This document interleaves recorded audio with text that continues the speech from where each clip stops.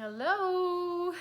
Thank you for joining me at I Am Maggie Love, and I'm sure you are wonderful. So what we're doing here is we are doing our slow crawl through the magic of everyday life with Maria Szepes.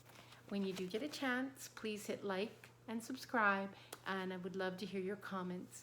I know all of you are on a journey for greatness, and you are working through the poses to get to giving your gifts of service, your purpose, making your dreams and your goals come forward to help with this upgrade on the new earth. So I encourage you, I will continue to encourage you all, and I will continue to encourage you to take action because the world needs you more than ever. And you are all little miracles and big miracles. So don't give up 5 minutes before your miracle. All right, we are in chapter 5, the effects thinking has on circumstances of our life. So here we go. If an impulse intrudes upon the center of our consciousness and implants itself there and creates a particular atmosphere, demonic elements that have been lurking in the twilight can readily materialize in that organism. So negative thoughts, bad thoughts, ruminating thoughts can anchor in there, guys, right? So that's what a lot of us are doing. We're reprogramming the programs that were placed and hopefully not picking up new ones. These demons have come in possession of their civil rights, doing so through legal means. I love this because like when you get involved in any kind of legal matters, there is a formality or a set of rules or however you want to put it that you need statutes that you need to follow step by step. And so like this is saying, if you give the demons possession, they will come in and take legal rights. So we are in the process of demolishing that. But anyway, their function is therefore twofold. Through various subjective emotional influences, they charge an impulse or simply intensify negative impressions coming from the external world and mold them into nameless passions and anxieties, afterward executing the destruction intention sired into thought. So 2 ways. They're either subjective emotional influences that they charge an impulse, or they are simply intensify negative impressions coming from the external world and molding them into nameless passions and anxieties. You know, sometimes you maybe are in the wrong environments or listening to the wrong things or looking at the wrong things, and those things can gain root in you and take over. So executing their sired thoughts. So we are taking our thoughts back. We are a person and we are going to be executing sovereignty and agency. So let us take, for example, a person who, as a result of being in disharmony with the world and themselves, transposes every impression they receive into a sentence of dark and bitter misfortune. So you ever been around somebody that it wouldn't matter if you gave them $1 million. I'm going to give you $1 million. They would say, oh, crap, now I have to pay taxes. Like it wouldn't be like, yeah, you're giving me $1 million. Yes. It would be like, oh, now I have to pay the taxes and I'll have to put it in my bank account and I'll have to, blah, blah, blah. Okay. They find curious recompense in dressing injuries and their opinions into the most irate, caustic concepts. Laden with their evil, depressing, demoralizing contents, these ideas froth and steam, exuding an atmosphere similar to that of a morgue. So, interesting question for you, and I hope this is not the case, but sometimes we need to get stunned to get moving. Is your mind a morgue? Wherever you are in this, if it is, keep showing up in this channel because we are going to march right through the morgue into the earth realms into the heavenly realms, okay? Nobody here is going to be left behind. But you got to do your own work. You have to want this. So is your heart a morgue? You know? No.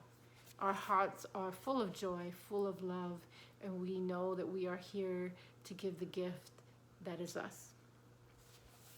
They implant themselves in the brain, from where all primary motor and sensory neurological circuits and channels stem. What happens as a result? The entire psychological and physical organism begins gradually to conform to the command of idea of mixed fortune. So some of you are in the medical field and or in a service, a type of service where you have had to have interactions with the morgue. I am one of those people. I don't think anybody has to be in a morgue to grasp what I'm saying. You could actually watch a television show like 6 Feet Under that's all about funeral homes or other funeral home shows.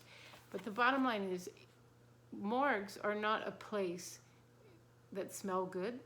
It's not, well, spiritually it's pretty lively.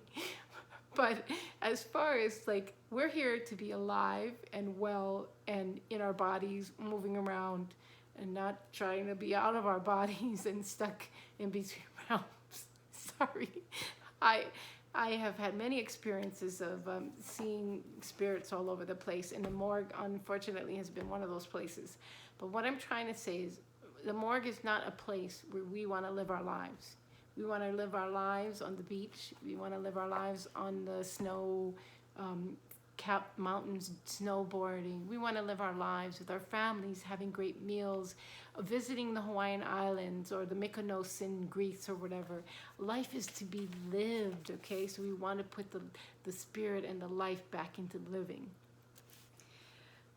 Such a person's conduct and behavior, internal and external atmosphere is such that the bad moves and depressions become permanent.